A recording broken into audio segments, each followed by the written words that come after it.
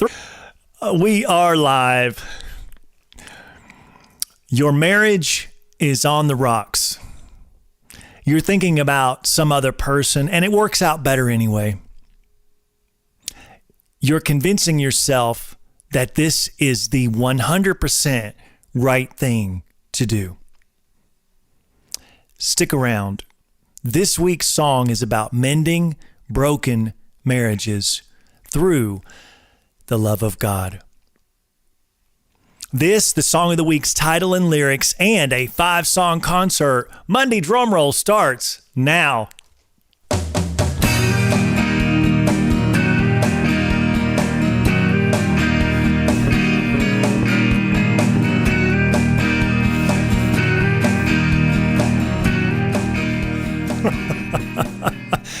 We are live. Good evening, ladies and gentlemen, and welcome to Church Prep with MWD Monday Drumroll. I am Mark W. Douglas, the one, not the only. Let's start things off with a prayer. Our Father, who art in heaven, hallowed be thy name. Thy kingdom come, thy will be done, on earth as it is in heaven. Give us this day our daily bread, and forgive us our trespasses as we forgive those who trespass against us. Lead us not into temptation, but deliver us from evil. For thine is the kingdom, and the power, and the glory, forever. Amen. All right, let me make sure that we're good. We're on, we're live. Good. Happy Monday, drum roll.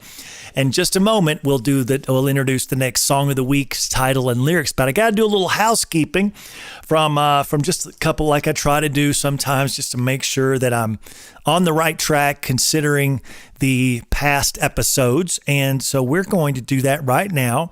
I had mentioned that I would talk about a place for people to go when we were on Your Recovery is Just a Moment Away. We were talking about addictions, which was non-substance addictions, and I did find a website here, Action Center for Social Media Addiction. I'm sure they deal with other things as well.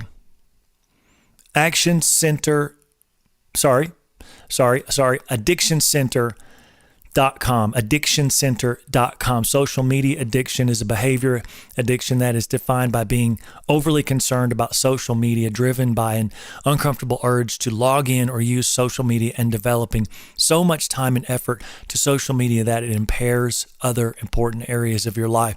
You know, in my mind, think about it, just an hour, right? And this is, again, talking to me. I'm always talking to me here. Imagine just having such a problem within yourself, just 1 hour. I just think about 1 hour. You used to say, well, I mean, I'm spending a lot more time than that. Yeah, your screen time would show you. So I just say, even if it's an hour, just think of what you could have done with that hour. Walk 1.5 miles, 2 miles. I mean, we could go on. The list goes on. So the social media addictioncenter.com, and it's 833. The phone number is 833-652-1713. Excuse me. I'll say it again, 833-652-1713. And so I just wanted to clean some house on that. And as a matter of fact, as an addendum to that, I found a great article that I'd like to share from Harvard Business Review and Sarah K. Peck. She wrote this back in 2018. Now think about this. At the end of the article, she was talking about how the iPhone and Apple were rolling out screen time. So, this is 5 years ago. We've had screen time on our phone. You just go to the search bar on your phone and look up how much screen time you've been having each week. But she ran 4 experiments to break her social media addiction, and here's what worked. Her first experiment was a complete removal of social media sites for 30 days. Okay? And she removed Facebook, Instagram, Twitter, YouTube, LinkedIn for 30 days. And so that's hard to do, complete removal, right? And she logged out of every site and deleted all the apps on her phone. Then she used this thing called Freedom. It's a website blocking tool to restrict the social sites from her browser and phone. Finally, she had a partner take over the phone and install parental restrictions on the browser sites with a password unknown to me. Think about that. So when I'm talking here, I just want to say that this is not. We have adults now. You know who you are. We have adults now that are in essence behaving like children. Can't even get up out of, getting up and down and moving around, and that's a thing of the past. Watching Oprah, or Oprah's not on anymore, but one of these shows in the evening, watching one of these shows and being addicted to the shows, that's not even a problem anymore because you're on social media.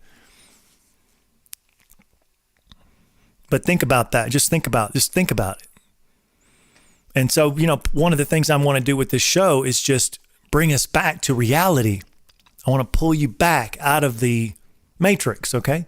Out of this blob of constantly having to have some type of social interaction, some type of entertainment, some type of a joke. Give me more dopamine. I'm addicted to the laughs, right? Again, I'm talking to myself. I'm addicted to, give me the next thing. I'm scrolling. I need to, give me the next truth. Maybe you're looking for truth? Her experiment number 2, carving out daily time blockers. I wanted to learn whether or not I could limit, but not eliminate social media and have equally effective results. This experiment involved a daily restriction on websites based on the known tired times I'd identified in the first experiment. For 2 weeks, I limited social access across certain periods of the day using the blocking app like Freedom. It's called a Freedom. Okay. I allowed social sites on my computer in the afternoons only, not in the mornings or after dinner. I also blocked all news websites, television sites, and installed Newsfeed Eradicator for Facebook, a social plugin that helps prevent the scrolling nature of the news feeds. Very interesting. Her results? Keeping the morning social media and news free was a game changer. I got so much more done on my biggest projects by having dedicated, focused hours and also knowing that there was a scheduled break in my day coming up. Now remember, what are we trying to carve out here? Of course, we want you to be productive with your work. We want you to go to work. I want you to go to work. I say we, I'm talking like me and JC over here. Me and JC, we're trying to help you out. But really, are we trying to carve out something else besides just the work? Of course, friends, family, the things that God has already given you as a job to do, take care of those things. But what about the thing we're trying to carve out for that God has given you, the gift? You know it, the gifts. Only you know them. Are you going to use those gifts for God? That's what we're trying to do. We're trying to find out where in this short day, repeated, where in this short day are you going to finally use the gifts that God's given you to better his kingdom? And so number 3, the experiment was social happy hour. She says, I tried, I tried dedicating a specific hour of my day, just 1 hour, completely for use on social sites. I set up a calendar invitation from 4 to 5 p.m., a happy hour at the end of the workday to connect, enjoy, and run across new people and ideas after nearly 12 hours of working or parenting. Results? Creating a built-in stress relief hour where I know that I can slide into social media research and browsing. The scroll helped me avoid temptation at other hours of the day. It was easier to replace a bad habit with a better one than to focus all my energy on eliminating the bad habit. It's very interesting that she is already honing in on the thing that's got you is the scroll. Next. Now, you're scrolling without even like saying, okay, when do I stop? When do I stop scrolling? If I have to use the restroom, maybe, I don't know. Really got some good stuff here at the end here. Experiment number 4, 24 hours to break the cycle. One of my favorite methods for resetting my brain is taking a full weekend a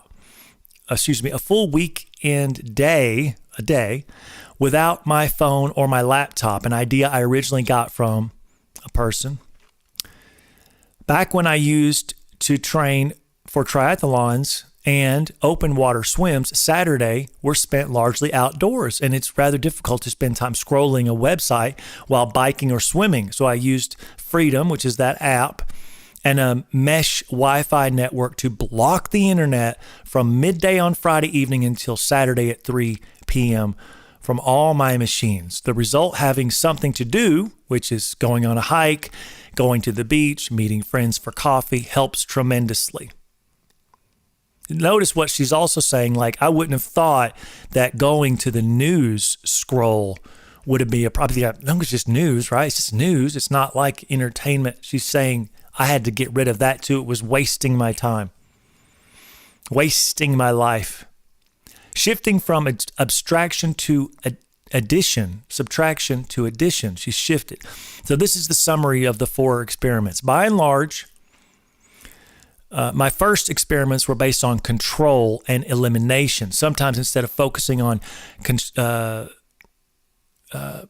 constriction and willpower. However, it's actually a better strategy to focus on one thing I want more of: more reading, more unplugged time with my family, space to think. One of the reasons diets don't work very well is because most of them focus on what you restrict rather than what you add, which is the exercise. My later experiments opened my eyes to the power of addiction. So here we go. This is the summary. Planning ahead for dedicated social time or a Saturday spent outdoors. Today I use Freedom, which is that app, to block social websites and news in the mornings nearly every day. I delete Facebook and email from my phone. Now listen to this part. I reinstall the Facebook app from 4 to 5 every day. That's that happy hour. And then I deleted them again every single day. She deletes the app, she reinstalls the app. So just so it makes her, there's no way she can find time to get on that Facebook app and mess around. And I track my usage with Rescue Time, which sends me an alert. Again, now you have, iPhone has this usage time right on it. So you don't need a special app for that. Pretty amazing. Without social media, many of us want to reduce our consumption. With social media, many of us want to reduce our consumption, but we miss an important piece of the puzzle. We're craving something that we want, and we think that social media has a quick answer.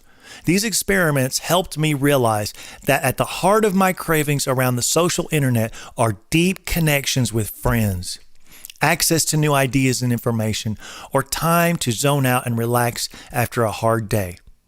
So I would add, it's taking you away from your time with God, your connection and your relationship with Him, which only brings your other relationships better. In this case, in this week's focus is our spouse. Only brings your relationship with your spouse much more closer, much more real. As with many tools, it's not an all or nothing, good versus bad conversation. I will continue to experiment in the future, especially now that Apple has introduced screen time feature. Just because the apps aren't available doesn't mean our current default behaviors are the best way to use them to get what we want. By limiting my access to social sites, I created a pattern disrupt that allows me to reach out to more friends, read more books, and go deeper into the work that mattered. And that's that on that. So, I think we're at a time where, remember what we talked about with a drug. Let's say it's alcohol. 1 is too many and 1,000's not enough. That's 1 beer, 1 drop of alcohol. But with food, right? What if it's a food addiction? Well, you got to eat food. You can't just stop eating food. So that's not the same.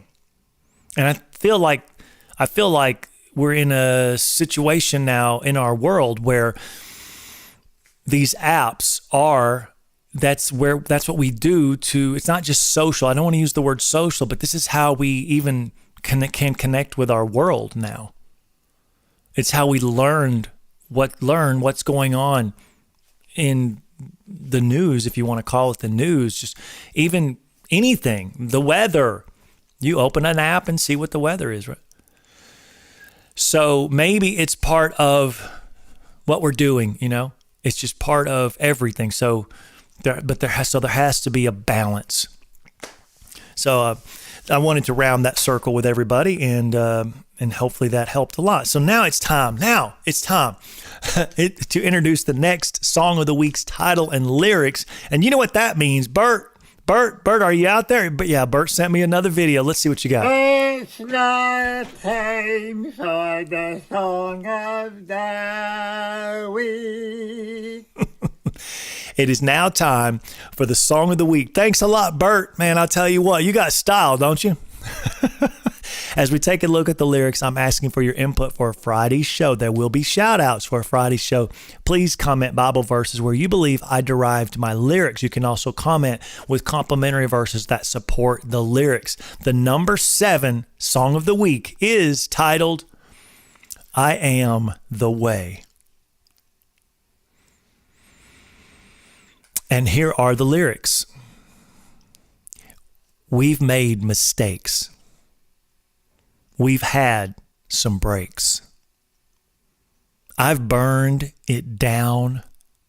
You've lost and found. We came around. I've made demands. You took your stands. And through the years, we've dried our tears and come around. And if it wasn't for the love he shared, if it wasn't for his peace and care, we would not have had the hope that he gave us when he spoke, I am the way. I said, I do. You said, it's true.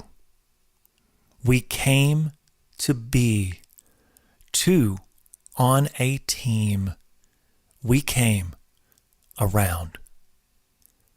And if it wasn't for the love he shared, and if it wasn't for his peace and care, we would not have had the hope that he gave us when he spoke, I am the way. And I was singing, he is the way. And you were singing, he is the truth. And we were singing, he is the light. He is the way. Yeah, I was singing, he is the way. And you were singing, he is the truth. And we were singing, he is the light. He is the way. Oh, I was singing, he is the way. And you were singing, he is the truth. And we were singing, he is the light. He is the way. I am the way, I read to you. I am the truth, you read to me. I am the life. I am the light. I am the way. And if it wasn't for the love he shared, and if it wasn't for his peace and care, we would not have had the hope that he gave us when he spoke, I am the way. Woo! What a song. I can't wait to sing it. 15th song this Sunday. Can't wait to sing that to you all. All right, now, a lot of most of the time, I would kind of go on to the 5-song concert, but I thought, man, this is going to be one heck of a week, and I don't want to jam everything into Wednesday and Friday. Of course, Wednesday is the story behind me writing the song, so I will get into that, exactly what it is and how it is that I came to write that song. Very great story. Do not miss Wednesday's show. And of course, Friday will be the Bible connections of the Bible that is infused into the words of that song. But today I want to just talk about marriage. And I thought about it because, as you may know, I'll let you know that for the last 13, I'm just now starting my 14th year, but the last 13 years I've been a wedding DJ.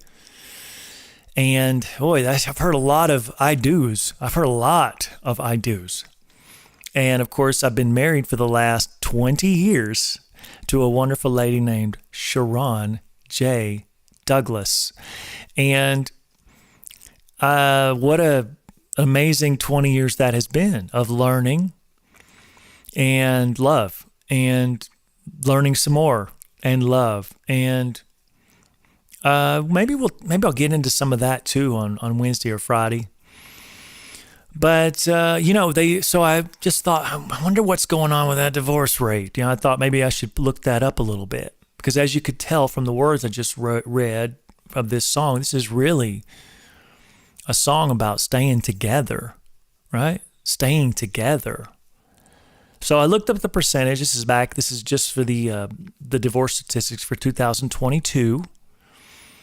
And it says here that approximately 40 to 50% of first marriages, meaning it's the first time, 40 to 50% end in divorce. So we might as well just say 45%. I thought it was a little bit higher, but maybe it's something. 40 to 50% end in divorce. And the divorce rate for the second marriage, so it's your second time around. I thought it would have been lower because you learn your lesson. No, it's even higher with approximately 60 to 67% of the second marriages ending in divorce. I want to raise my hand here. Are you ready? I'm raising my hand. This is prior to my 20 years here on this wonderful woman, Sharon. I was married prior, so I am one of those statistics for the first marriage ending in divorce. Very tough for me. I didn't want to, and Sharon as well. She didn't want to get back into another situation where, my goodness, we're just gonna keep riding the different horses here, and we're just gonna keep on doing this. No, we're gonna stick it through. We're gonna try our best. We're gonna make commitments to someone who I believe can commit back. And so let's go on and talk about what the Bible says about divorce. This is of anybody, I feel what it might be like to hear someone talk to me in an authoritative sort of way about this whole thing, divorce, right? It would make me a little uncomfortable if someone was trying to preach or teach to me who didn't really understand what I went through, the specifics, right? And can we be fair? This is fair. That maybe the preacher that's preaching about divorce has never been divorced, right? So I'm not a preacher, but I'm a person who has, right? So I want to soften you with that. I want to soften your heart and mind to at least the fact that that someone who's going to tell you these things and teach. I'm not trying to teach you. I'm just trying to open the Bible here and read it. Let's let the words of the Bible speak for itself, right? That you would have a soft heart to comprehend what I'm trying to say and what I'm trying to do. And of course, what are we doing on this show? Salvation and discipleship. I'm not going to apologize for trying to save people and trying to disciple people. It's all delicate, right? Talking about divorce, talking about what it's like to stay together, and not from a high horse perspective, but from someone who's been there and done that and has had tears to shed over that situation, and pain and agony, and songs, not just these Christian songs, but just songs break up, hurt, pain, right? All right here on in my life on paper and in music and in melody. So I want to first soften your heart with that. And I just want to hit you with some verses that again, it's not really hard. There's not that many of them, but there are some here. And this is from the New International Version. When I was younger, I'm sure that there are other versions out, so I don't want to offend anybody on the version that I'm using. When I was coming up, that was the version that I always went to, and that's the one I'm using now. Matthew 5. This is when the Sermon on the Mount. This is in the middle of that thing, right? Talks about divorce. Sermon on the Mount. Matthew 5, verse 31, starting. It has been said, anyone who divorces his wife must give her a certificate of divorce. So he's talking about the past. Verse 32, but I tell you that anyone who divorces his wife, except for sexual immorality, makes her the victim of adultery. Yikes. And anyone who marries a divorced woman commits adultery. I just want to rehash a topic that I just keep coming back to because it is so true and so real. We, in this culture that we live in right now, we are living in a complete fantasy world compared to the world and the setup, the way we're supposed to be living and we're supposed to be. I mean, it is a culture unknown to the culture in the Bible. And I know what you're thinking. You're thinking, well, it's okay to be a progressive, but we got to be progressive, right? Yes, we grow and we build buildings and we, you name it. We go to the moon and we go to Mars, maybe, if you believe that. Again, not to step on anybody's toes. We progress is what I'm saying. We come up with, I was going to say vaccines. Just zip it, Mark, right? We come up with things to help us improve our lives. How about that? We learn how to do elections. I just keep stepping on myself here. Let's see, what else have we gotten good at? Well, we've gotten good at a lot. Kind of jokey there, but I'm not. I'm trying to joke around a really sensitive issue. It's tough. But I think that is a recurring theme on this show is that you guys and I say this just again in a discipleship type of way is your brains are broken. Our brains are broken. I actually been meditating on this myself. So I know my brain's broken because I'm trying to understand the culture of America, this crazy culture, how far we've drifted from the basic tenets. And we could still do that in this day and age. We could still do all that, but people's brains would flip out if you said this to them. What I just read. But I tell you that anyone who divorces his wife except for sexual immorality makes her the victim of adultery, and anyone who marries a divorced woman commits adultery. That's in the New Testament. Are we supposed to ignore? That's in red letters. Are we supposed to explain that away? Jesus really didn't mean that. Come on. Explain that away. I didn't say it. I'm reading right here in Matthew 5. Right next, by the way, this is sandwiched right next to all the verses everybody always quotes.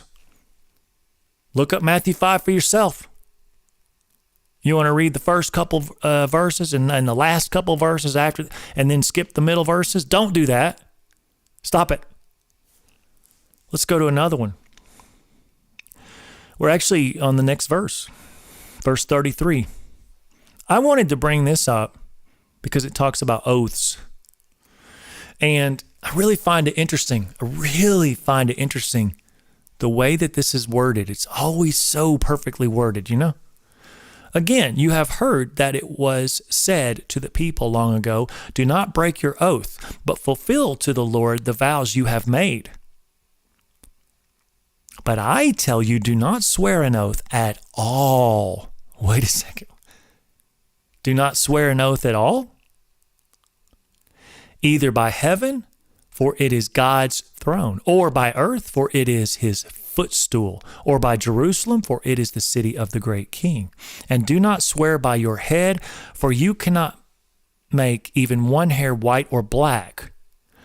All you need to say is simply yes or no.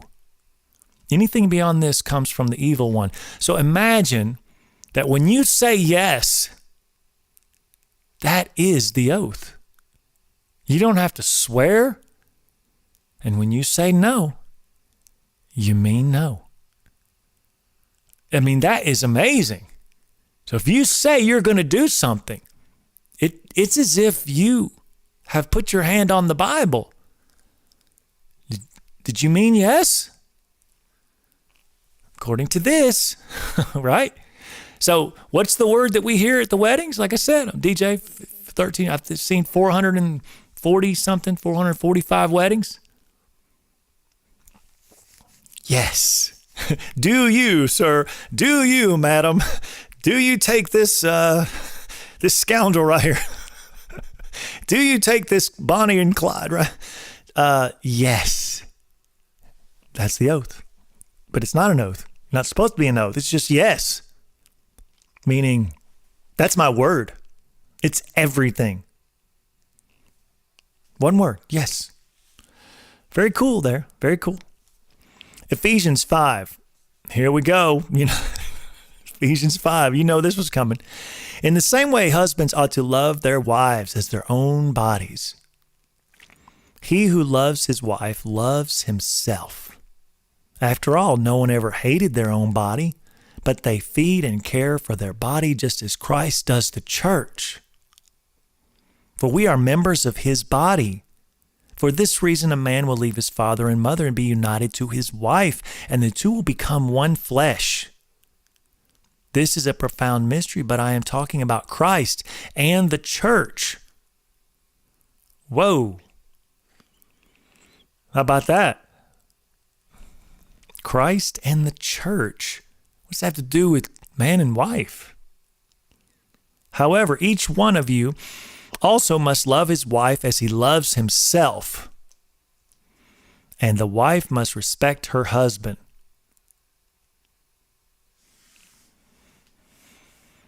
Each one of you must love his wife as he loves himself. I actually had a little bit of an epiphany this afternoon as I was preparing for this show. And the epiphany was very simple. Does my wife say I love you all the time to me because I'm not saying it enough to her? So I stopped what I was doing and I went over to her. Today was cleaning day. It was great. Around the house. And I put my hands on her shoulders and I said, I love you. And it was really special.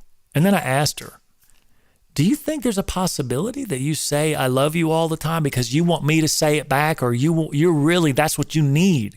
You need me to be more first person to say it. She was like, no. I thought she was going to say yes. It would have made it for a great story, right? It's just guys trying to figure out a woman, right? But maybe that's true in your case.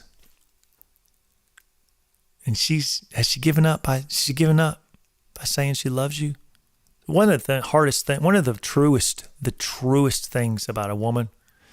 And I've had lots of women in my life, 3 sisters, 4 daughters, a wife, of course, mom, grannies.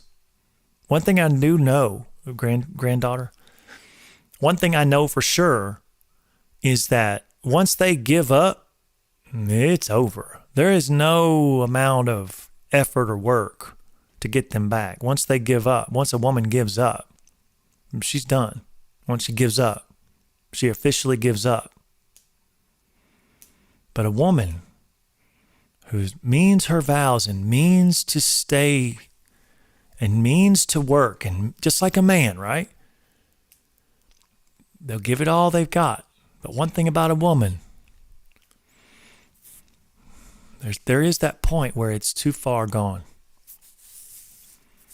So I just wanted to insert that, just to reiterate here, women, you are supposed to be respecting the husband. And men, you're supposed to be loving your wife. And I'll tell you something, men. Like I was telling you about, let me just remind you. I know you may not watch every show of mine. I'm just going to remind you of something. I used to get over just sick of it with people that would say, I'm praying for you. Just over it.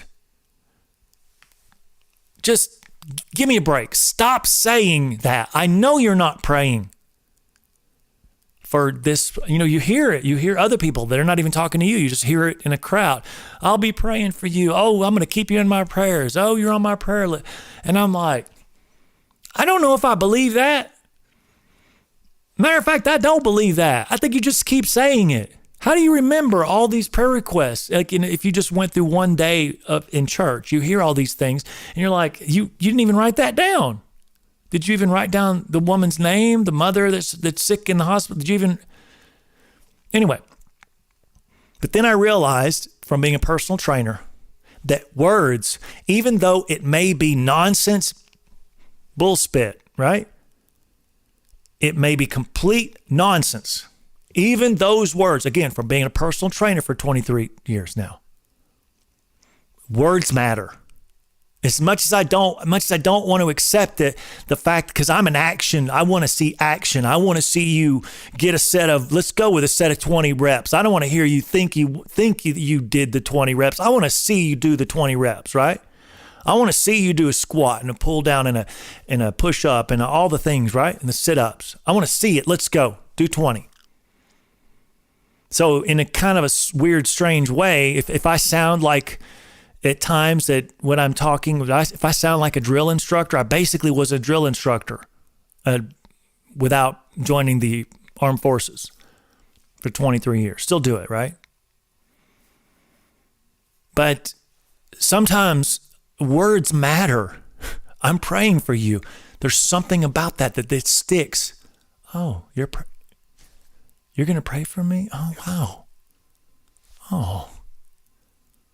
And then something happens. I can't explain it, but in that person's heart and mind, you've just touched them. Wow. They really reacted to that. Just like when I say, good job. Man, what a good job. After they get to the 15th rep. Oh, man, you're doing amazing. Oh, God, look at this. Almost there. And the whole verbal thing. I wasn't doing the push-up with them. I wasn't doing the squat with them. But the whole verbal thing of affirmation and pumping them up, screaming in their ear, come on, 5 more, go, go, go. It did something to their psyche, and boom, they got 5 more. I'm just telling you, it works, even if it might be a total bullspit talking point. It works. So guys, saying, I love you is awesome. Do the ritual. Just do it, right? You're having trouble? You don't know where to start? And you're blabbing. You're doing a lot of blabbing, but you're not doing the right kind of blabbing. Let's go. I love you. I love you. I know we're fighting right now, but I love you. I know you don't expect me to, you don't even believe it, but I'm telling you now, I love you. I'm trying to make this work. I'm in this fight with you. I know we don't see eye to eye, but I love you. Oh, you don't even maybe want to say it. Say it. Say it. Say it over again. Say it over and over and over and over and over and over and over. Do it.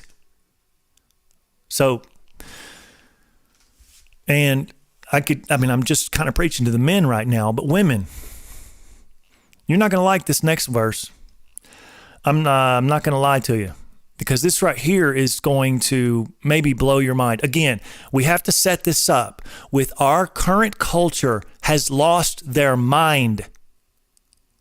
Our current culture, the way that you know it, even from when I was a kid, we're not talking about the last 10 years. We're not talking about the last 20 years. We're talking, I'm 48.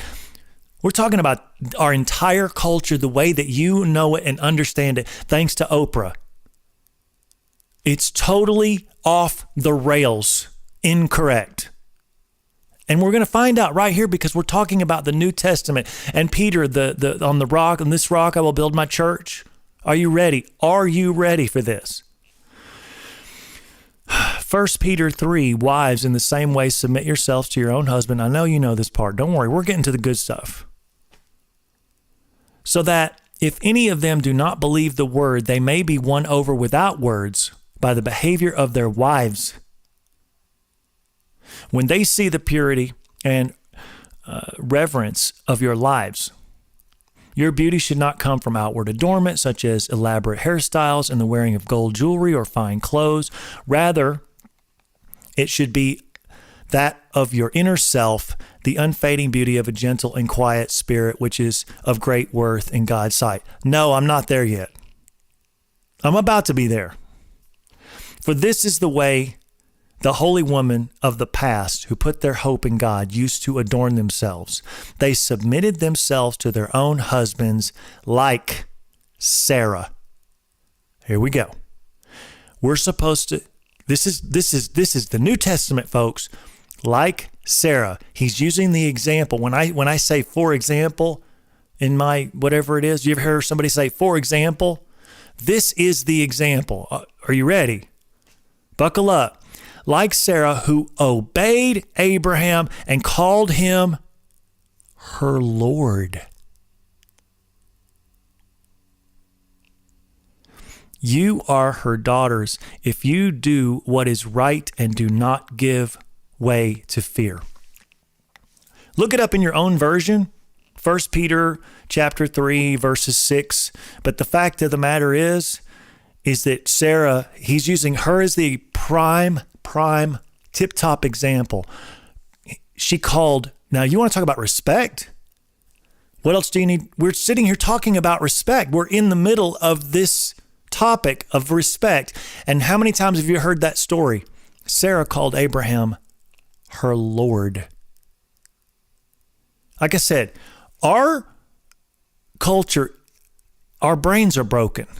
Completely and utterly broken. Now, obviously, I don't know why I have to say it, but I'll say it because it's so obvious. This all comes with balance. Everybody knows that. The balance of the way it's supposed to work perfectly.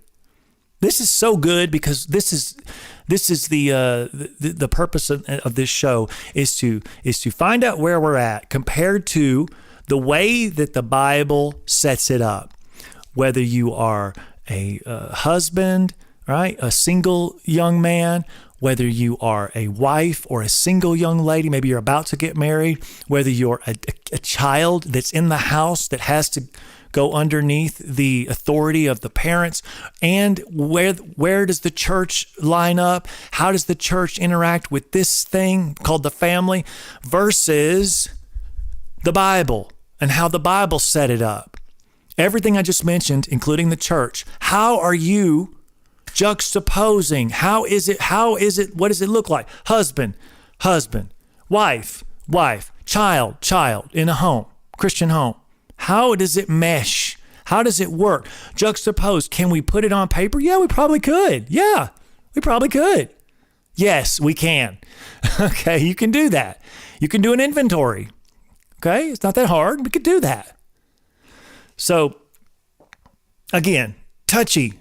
Don't read that verse, Mark. Read all the verses except for that one. I do have a few more here. Husbands, this is verse 7, which is the next verse. Husbands, in the same way, be considerate as you live with your wives and treat them with respect as to the weaker partner and her heirs with you of the gracious gift of life, so that nothing will hinder your prayers. Again, our brains are broken. We think we can just pray to God at any moment in time and he's going to hear us the same. And I know this is me. He's going to hear us today, tomorrow, the next day. It's all equal. No, he's saying you do this or it's going to hinder your prayers. Wow. You're actually saying that I can do something that's going to offend God? Yes. I can do something that's going to make God not want to listen to my prayer? Yes. Not because I said it, because the Bible's saying it. Malachi 2, chapter 10. Do we not all have one Father? Did not one God create us? Why do we profane the covenant of our ancestors by being unfaithful to one another? It's talking about adultery. Judah has been unfaithful, a detestable thing that has been committed in Israel and in Jerusalem. Judah has desecrated the sanctuary the Lord loves by marrying women who worship a foreign god. As for the man who does this, whoever he may be, may the Lord remove him from the tents of Jacob, even though he brings an offering to the Lord Almighty. Another thing you do, you flood the Lord's altar with tears. You weep and wail because he no longer looks with favor on your offerings or accepts them with pleasure from your hands. You ask, why? It is because the Lord is the witness between you and the wife of your youth. You have been unfaithful to her, though she is your partner, the wife of your marriage covenant. Has not the one God made you? You belong to him in body and spirit. And what does the one God seek? ? Godly offspring. So be on your guard and do not be unfaithful to the wife of your youth.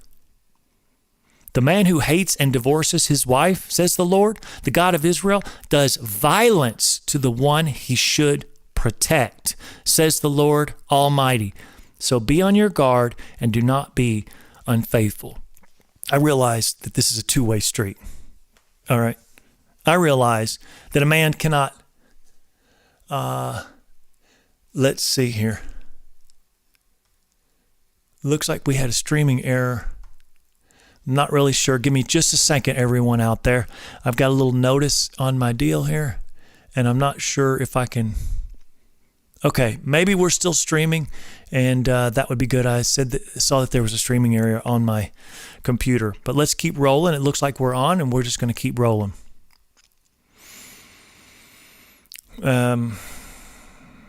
I may have misplaced where my mind was going, but I do have one more verse. 1 Corinthians 7. But if the unbeliever leaves, let it be so. The brother or the sister is not bound in such circumstances. If the unbeliever leaves, let it be so. And so that's where people point to when they talk about abandonment. Being abandoned, right? But abandon, this is the only verse I could find about abandonment. And so this is basically saying if the person that's leaving is leaving for no good reason, that person is that person an unbeliever?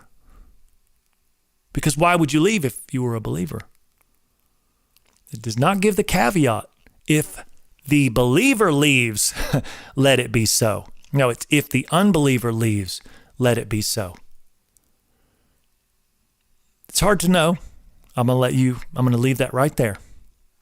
The brother or the sister is not bound in such circumstances, meaning the brother in Christ, the sister in Christ.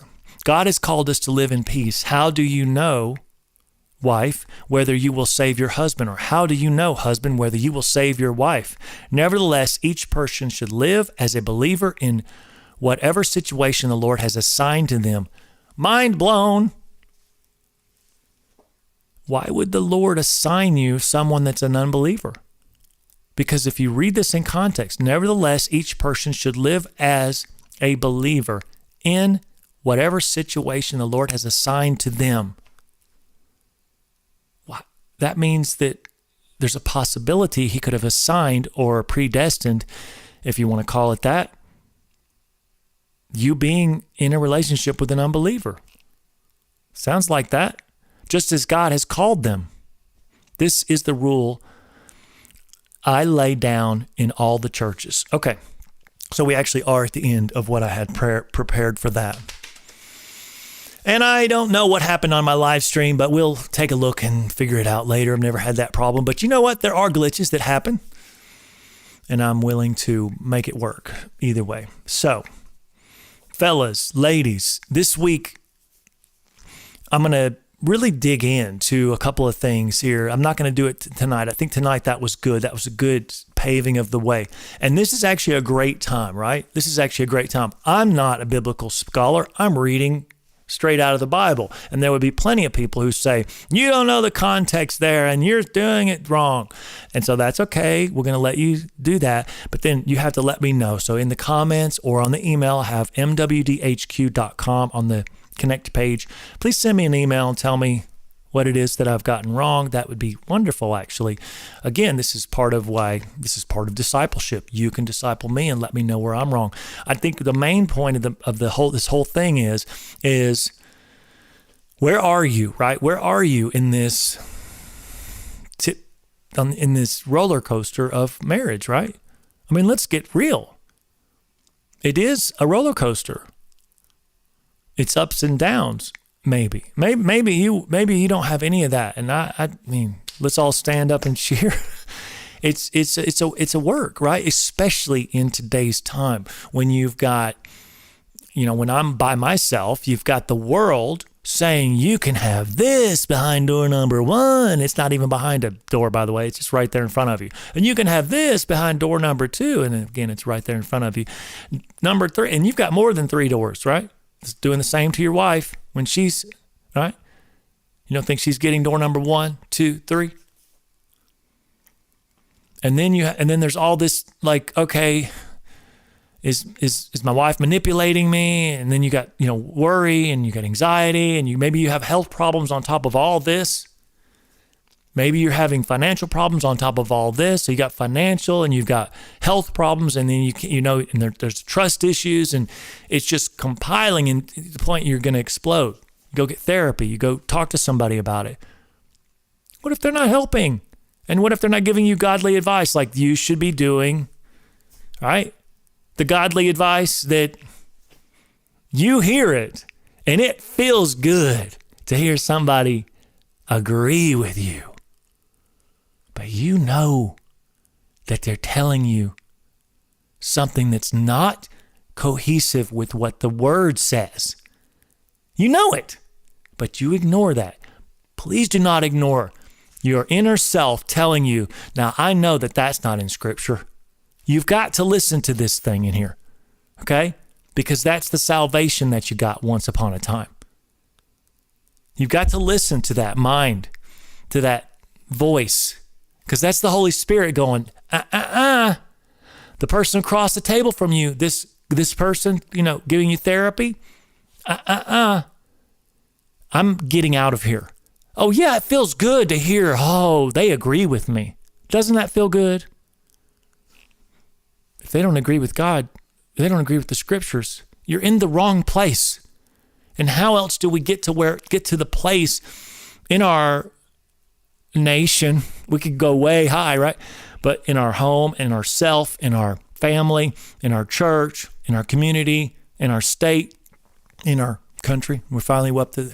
How else do we get to a place where we're telling ourselves the truth, the real truth, not just your truth, the truth? How do we get there? Well, it's spelled out in the Bible. It's all right there. It's just words right there.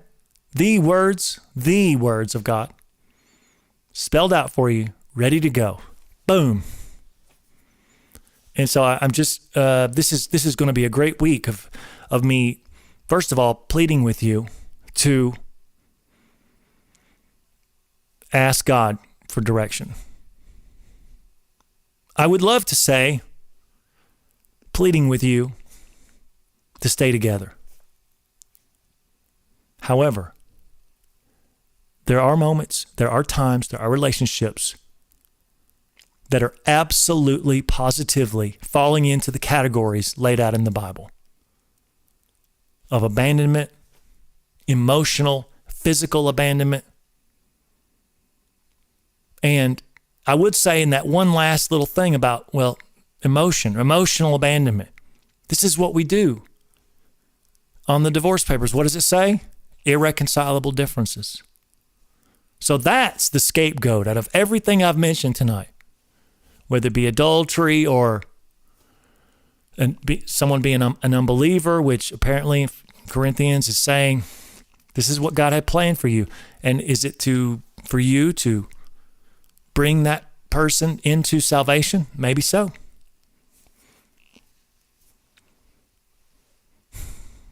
So I would want to say, make it work.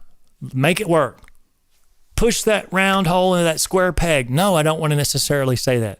But I do want you to say, if you haven't completely tried from a godly foundation, spiritually and biblically foundation, from someone who's giving you therapy, you need to start over. I'm begging you to start over. That's what I'll be begging you to do. You might still end up in the same spot of giving up on this thing, but at least you're doing it from a different perspective and not this crazy worldly perspective that we have going on in America today of your truth, baby. Your truth. That's all that matters. Your satisfaction, your happiness. Since when? That's bad advice. So again, hit me up with an email and if you want me to pray for you, I will do that. I will do that. I will put you on a prayer list, and it will be for real. And you can connect with me again on the email at mwdhq.com. I realize that this is heavy, like everything that I'm talking about. Discipleship, making you into a better person. Yeah, I'm talking to you. If you've missed show 0, then you've missed the plot. I don't care how many people are watching this show. We're Christians here. They don't want to, nobody wants to push this show. And so when I'm doing this show right here, right? And I've written 120 songs and I'm slow releasing every one of them in a 3-year thing. None of that matters. All that matters is the possibility that I could change one person's life, that I could help one person become a better Christian, that I could help one person, and that's what God's told me to do. So I'm gonna obey. It's just that simple. It's just that simple. And that's what he expects you to do too. To work for him, okay? Be his vessel no matter what you get in return. Look at Job. Not only did he get anything at a certain point of his life, he was tested by God. God took it all away to see if he would still praise his Lord. And he did. He took his kids away. Gave him more, but he took their lives. Can you imagine? And you still give God the glory? It's insane. We should talk about Job one day. So let's talk about our 5-song concert. I have talked enough, and I still hope that we're on some kind of streaming service. If not, I'll take this video and I'll upload it to the webs and just publish it on a later note.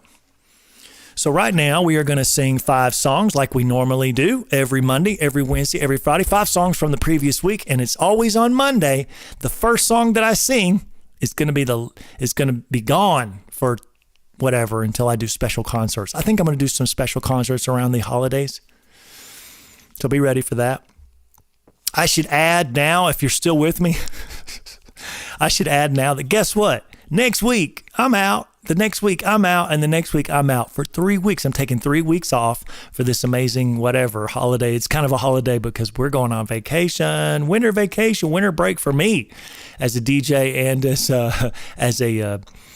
a church prep with MWD. So I might do some special concerts here, and of course we'll be off for Christmas week too, but definitely for the next 3 weeks after this week.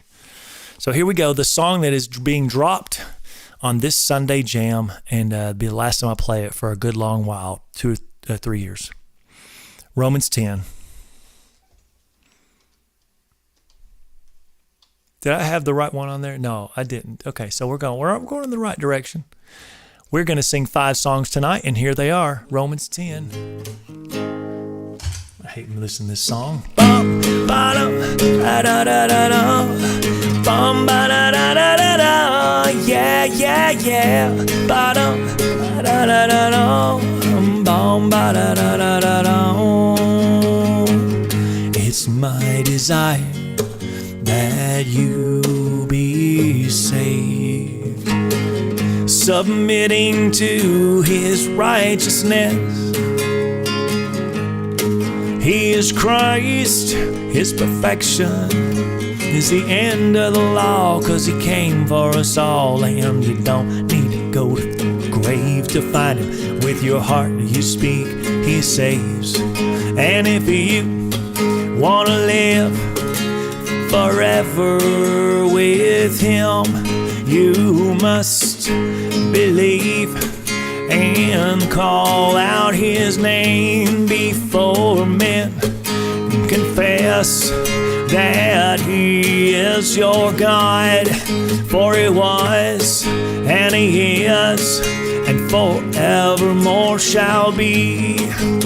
And if you confess with your mouth and believe in your heart He was raised from the dead, if you call on the name of the Lord, you will be saved. Yeah. Ba-dum, da-da-da-da-da. Bum, ba-da-da-da-da-da. Yeah, yeah, yeah. Ba-dum, da-da-da-da. Bum, ba-da-da-da-da-da. To live is Christ, and to die is gain. And we live because of grace. He is God, and He loves you. If you will only believe, you won't perish from the sin that has taken us over. He promised life everlasting. And if you want to live forever with Him, you must believe and call out His name before men. Confess that He is your God, for He was, and He is, and forevermore shall be. And if you confess with your mouth and believe in your heart He was raised from the dead, if you call on the name of the Lord, you will be saved. You say, Jesus, I believe You died for my sin, and I confess with my mouth, that You are my King, that You rose from the dead. So please remember me and Your kingdom, write my name in the book of life and set me free. 'Cause if you want to live forever with Him, you must believe and call out His name before men.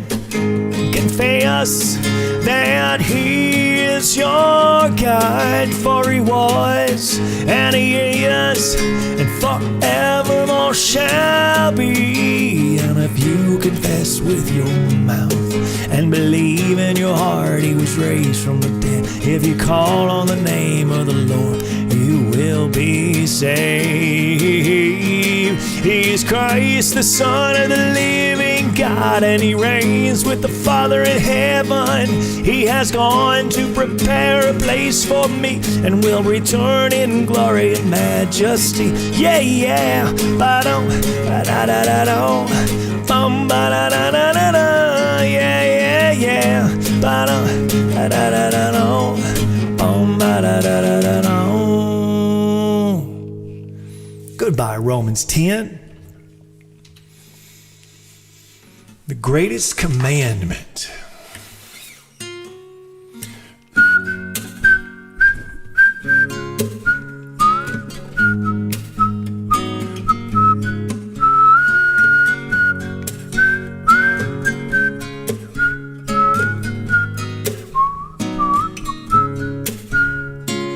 Love the Lord your God with all your heart, all your soul, and all your might. Love the Lord your God with all your heart, soul, and mind. Love the Lord your God with all your heart, all your soul, and all your might. Love the Lord your God with all your heart, soul, and mind. This is the first commandment with love, and we should be willing to bend, to break, on amend, all to love the Lord your God with all your heart, all your soul, and all your might. Love the Lord your God with all your heart, soul, and mind. Well, love the Lord your God with all your heart, all your soul, and all your might. Love the Lord your God with all your heart, soul, and mind. This is the first commandment with love, and we should be willing to bend, to break, to mend, all to. But seek ye first the kingdom of God and His righteousness, and all these things will be given to you. Oh, 'cause if you love, you know God, for God is love. We must follow and walk in His commands. Oh, for this is love. This is the first commandment with love, and we should be willing to bend, to break, to mend, all to.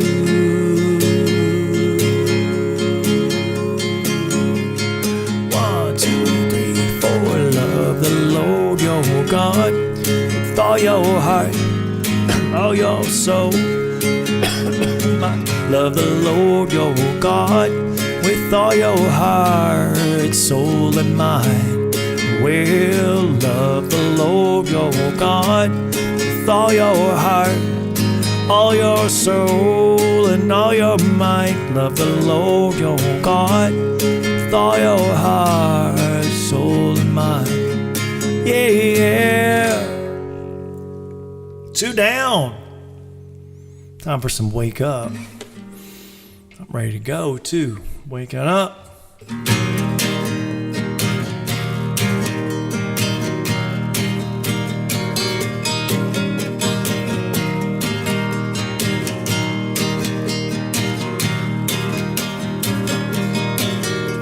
Oh, little baby, sweet little baby, won't you wake up? I've been calling and you've been stalling. Oh, you don't want to wake up. Don't you know pride, baby, is driving me crazy. You won't give it up. But when your heart is tender, sweet surrender, that's when I'll lift you up. So wake up, and listen to this promise. Wake up, ask me anything and I'll do it.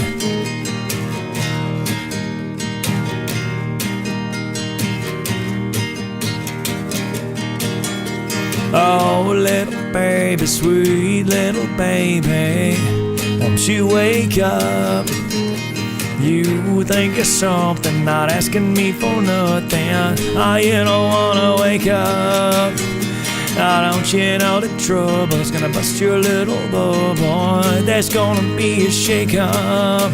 Yeah, if you'd stop crying, mama said, help me, big papa. That's when I'll lift you up. So wake up, and listen to this promise. Wake up, Ask me anything and I'll do it with a little bit of faith. Oh, you can move your mountain with a little bit of trust in God. With a little bit of faith. Oh, you can move your mountain, yeah, with a little bit of trust in God. Yeah. So wake up, and listen to this promise. Wake up, ask me anything and I'll do it. Anything.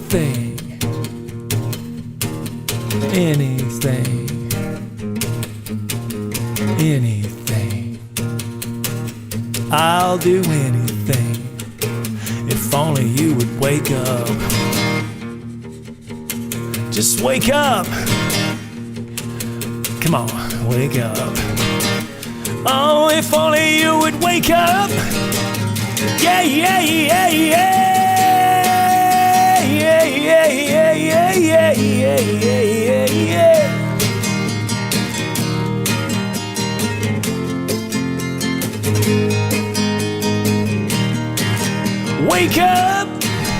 Wake up, and listen to this promise.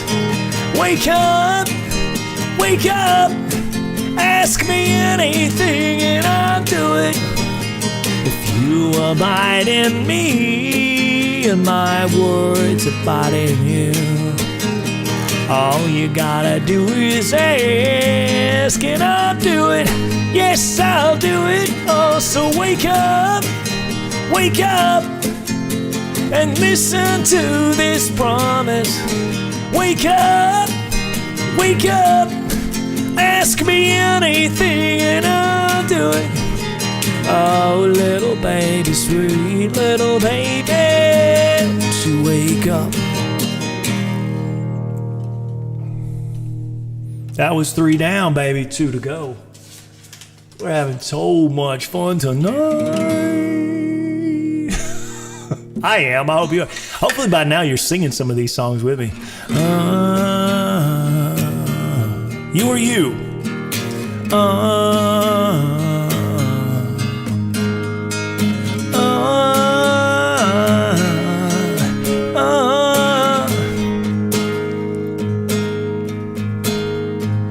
I didn't have a choice to love you. It was all I could do after you were you. You took me and cared just like a father. You helped the sun rise. You were you. You were you. Just a sinner. You were you when I lost my way. This life has brought me trouble on this search to find my way. But the one thing that was true, you were you. I didn't have a choice to need you. Even when I was lost, you were you. Love lifted, brought me to the water. Even though I cried, you were you. You were you, and I was just a sinner. Oh, you were you when I lost my way. This life will bring me trouble on a search to find my way. But the one thing that was true, you were you. And when I was thinking of me and all I wanted, oh, you just made me a way. A way provided for me in my temptations. You were you. You were you. You were you. Oh, you were you. And I was just a sinner. You were you when I lost my way. This life has brought me trouble, on a search to find my way. But the one thing that was true, you were you. You wrapped your arms around me, giving love to light my way. Yeah, the one thing that was true, you were you.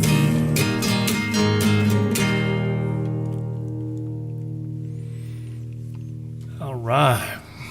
And making sure 1, 2, 3, 4, and 5 is believe. Let's go believe for the last one tonight. Let's go.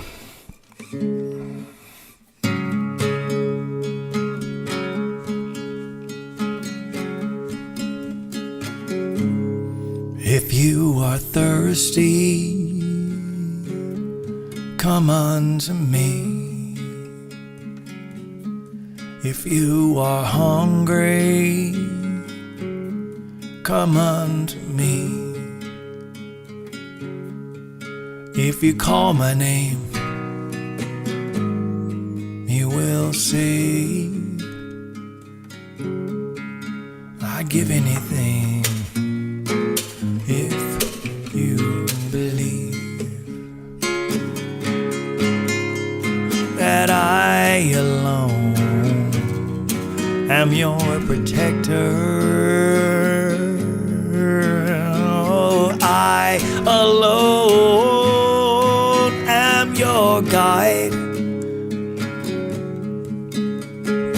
I alone will give you the strength you need to come on home. If you believe, will you believe? Are you needing shelter? Come unto me. Broken and weary, come unto me. If you call my name, you will see. I'd give anything if you believe that I alone am your protector. Oh, that I alone am your guide. I alone will give you the strength you need to come on home.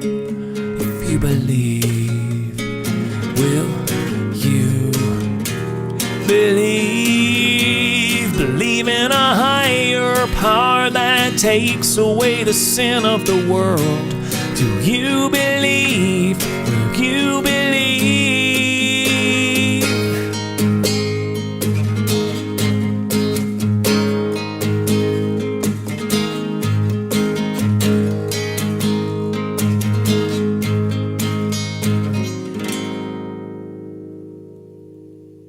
If you have a burden, give it to me. If you want forgiveness, ask it of me. If you call my name, you will see.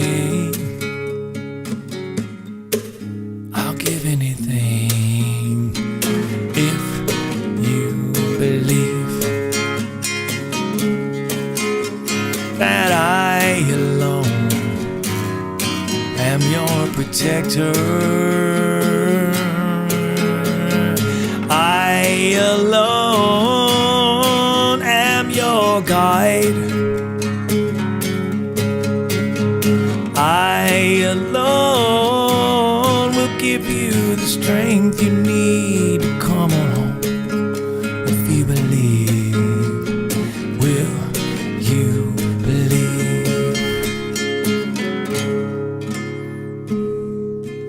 I alone am your protector. I alone am your guide. I alone will give you the strength you need to come on home. If you believe, will you believe?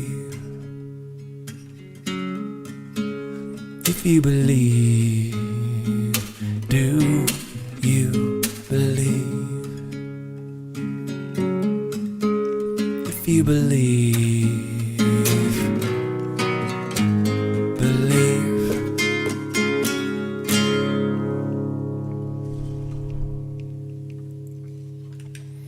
It would be a miracle if this thing's back on. Well, maybe we could turn it back on. Let's see. All right. What a fun show tonight. Definitely gone over. Appreciate the few of y'all are still around. Thank you for hanging out with me. We are going to do some summation here. Great.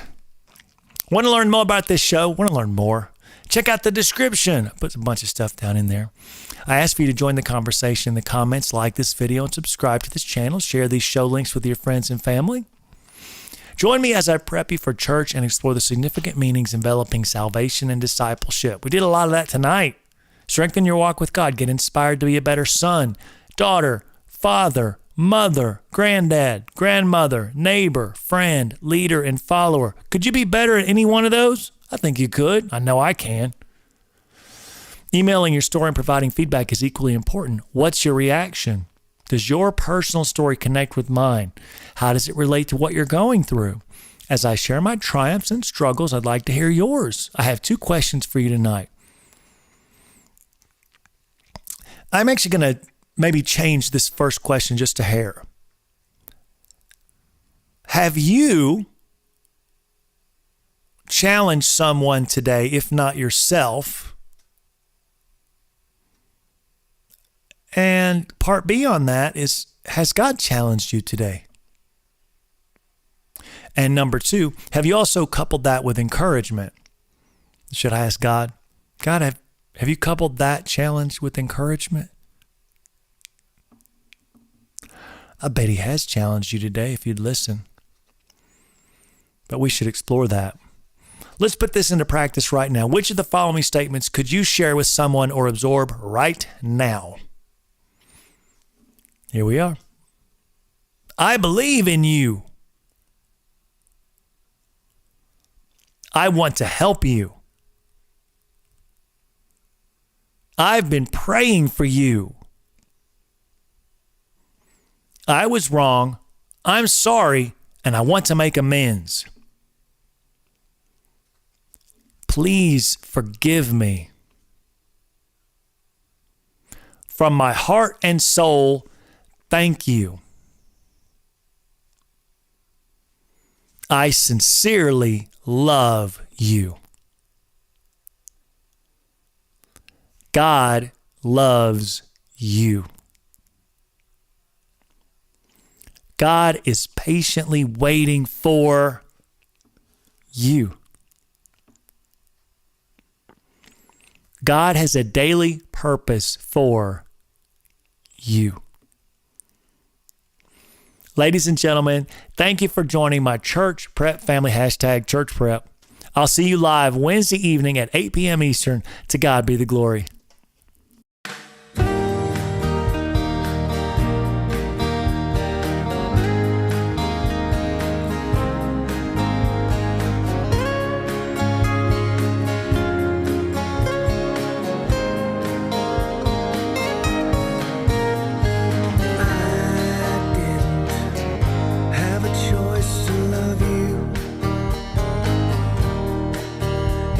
All